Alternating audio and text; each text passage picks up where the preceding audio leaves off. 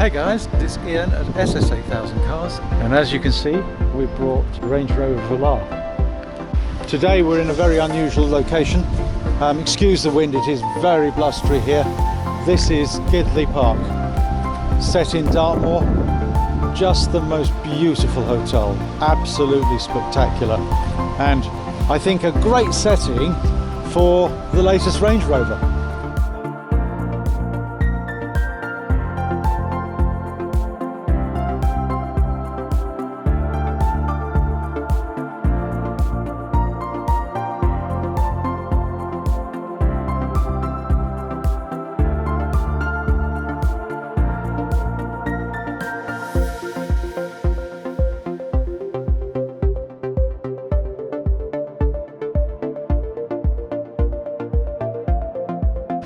Now, as you can see, this one's in black. It's very dirty, excuse that. Last night it utterly came down hard.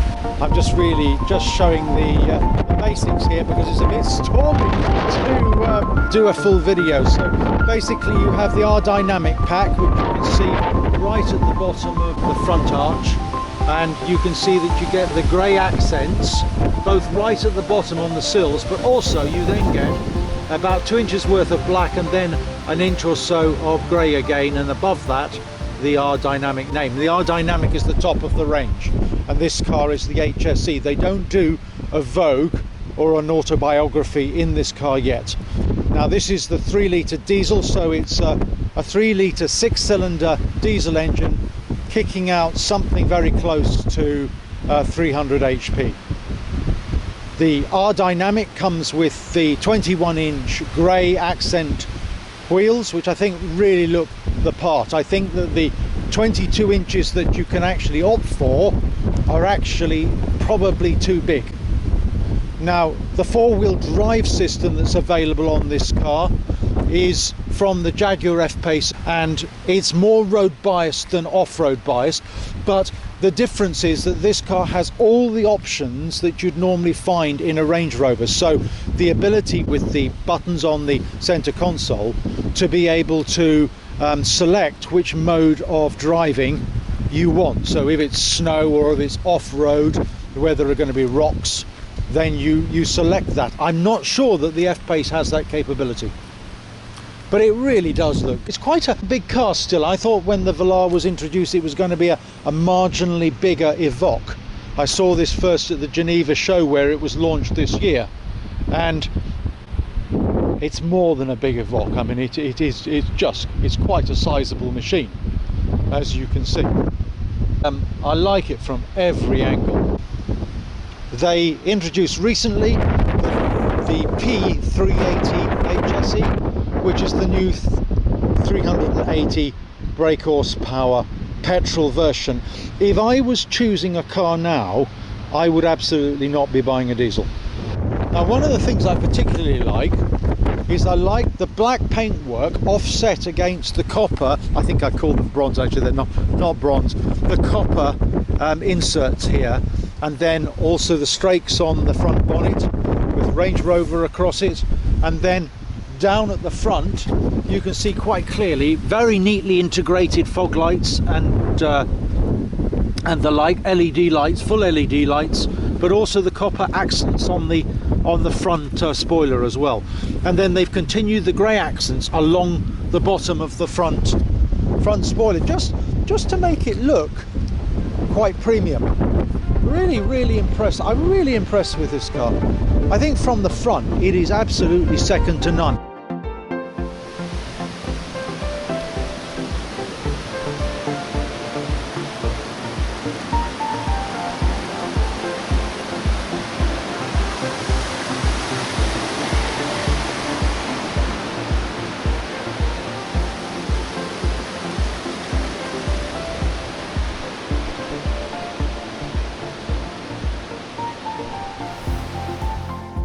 I love the way the door handles come out. So when you close the door,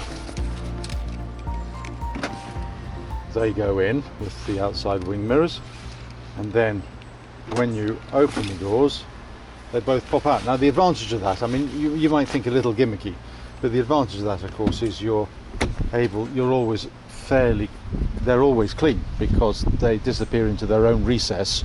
And of course this part might be dirty, but this part's lovely. Okay, so we come into the inside of the car, and what a place it is. I start it off.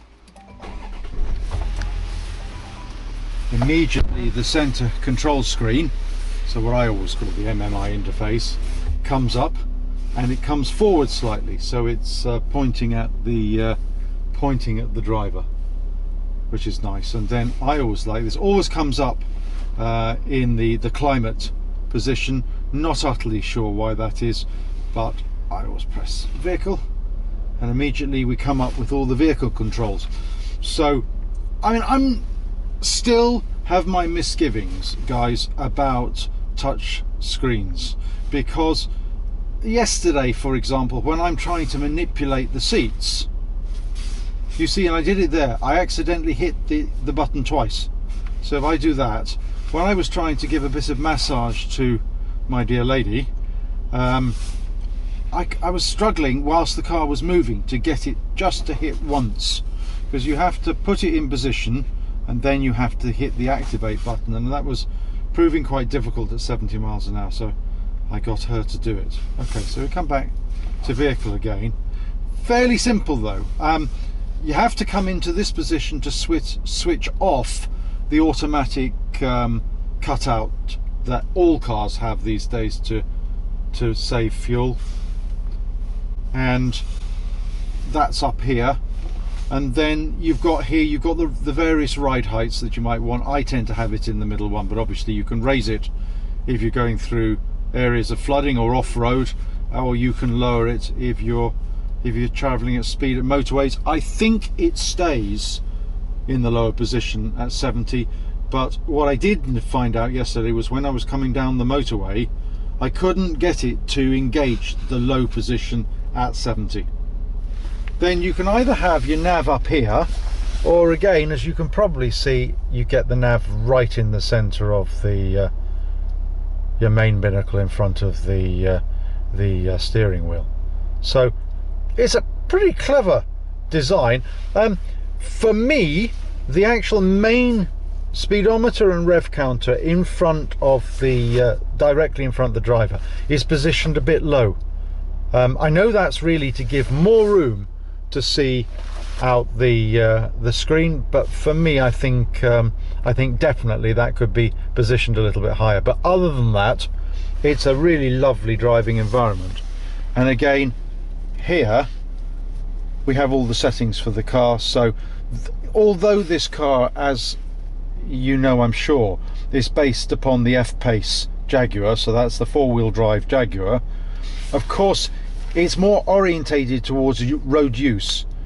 Normally Range Rovers are a mix of uses, whereas here we're talking about more road orientated use, so more power going to the rear wheels, and less slippage is detected. But you have the usual. You can see if you're going over rough terrain, two settings for rough terrain, and then obviously this is sort of sand and snow. And then here you've got comfort, which is selected here, and you've got eco.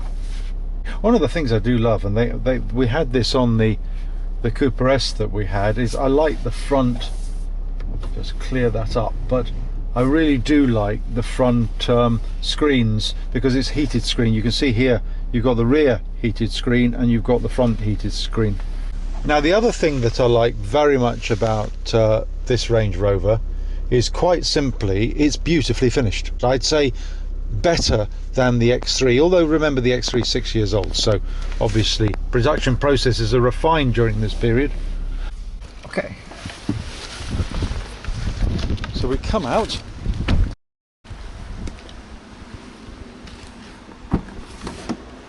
Electric boot lid, of course. And then you can see here, I mean, I've got one small case in here, but we've got a couple of coats, boots and the like. You could go away comfortably on a holiday in this car with 4 people. Pull that, clip it in, and then of course press the button. I mean, I think on a car like this, electric tailgates make a huge amount of sense. I'm not utterly sure they do on sports cars, but however.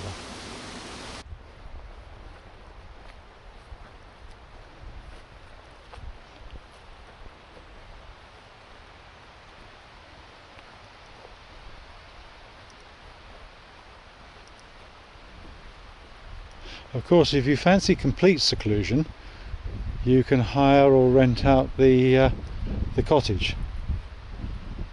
Fabulous. And a nicer setting you simply can't imagine. The countryside around here is absolutely fantastic.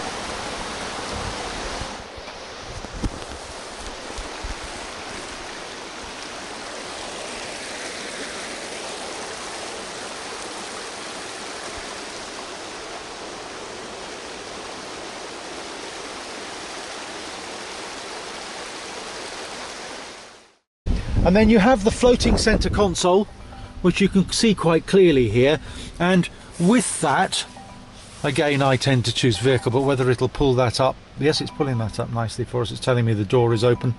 And then of course you have the gear knob here, which raises when you actually put the ignition on properly, which requires you to have your foot on the brake. This center rotary dial here comes out and allows you to turn to the desired driving style, so you have drive and sport.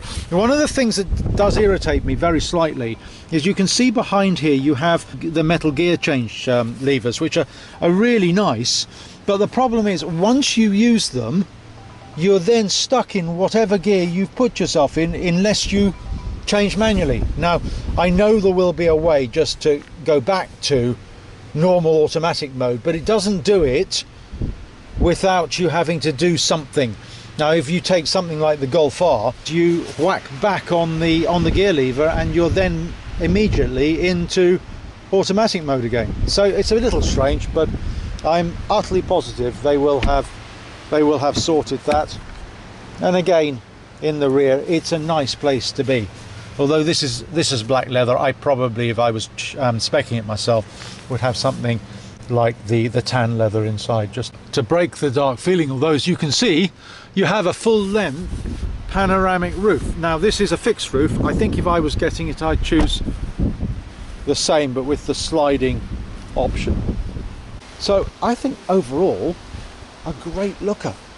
I think this is the best looking SUV out there by some margin. However, its price point is about £70,000 plus. This one with the extras I think was closer to 80. It's a lot. Alright guys, well I hope that gives you a feel for the Range Rover Velar. When I saw this at the Geneva Motor Show, I just felt I had to try it. And originally I was hoping to get the P380 because the petrol is definitely the one I choose, but this is very refined. Only at tick over when cold would you know this was a diesel. I still don't think Land Rover diesels are quite as refined as the BMW ones. Although the X3 3-litre DM Sport that we have is only 256 brake horsepower compared to this, which has another 40, I'd say the engine's is just quieter. You know, you for pottering around, you never know the X3. Once it's warm, you'd never know the X3 was a diesel. I think you would with this. I think it's not quite as refined, just in terms of the noise it makes. But once you get it up to motorway speeds, there's no way of telling that this is a diesel. Okay guys, well thank you for watching. I hope you enjoyed the very short video that I've done on the Range Rover Velar, and carry on watching the videos. Thanks a lot and see you again soon. Goodbye.